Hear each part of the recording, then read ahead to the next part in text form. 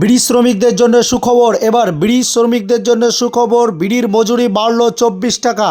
অর্থাৎ বর্তমান বিড়ির মজুরির দাম ছিল 178 টাকা, তা বেড়ে দাঁড়ালো হাজার প্রতি বিড়ির দাম 202 টাকা। টানা দীর্ঘ 3 বছর ধরে বিড়ির মজুরির জন্য আন্দোলন চালাচ্ছিল ইউনিয়নরা। শনিবারই তাতে সিলমোহর পড়ে। নানা ভাবনা চিন্তার পরে বিড়ির মালিকরা, কারখানা পক্ষর মালিকরা 24 টাকা বিড়ির দাম বাড়ায়, এমনটা সূত্র মারফত জানতে পারা যাচ্ছে। বিড়ি শ্রমিকদের জন্য সুখবর, বিড়ির মজুরির দাম 24 টাকা বাড়ল। বর্তমান বাজার হাজার প্রতি বিড়ির দাম ছিল 178 টাকা, এবার হাজার প্রতি তা বেড়ে দাঁড়ালো 202 টাকা। অর্থাৎ বিড়ির মজুরির দাম বৃদ্ধি হলো। দীর্ঘ 3 বছর পর এই প্রথম বিড়ির মজুরি এক ধাপে 24 টাকা বাড়ল।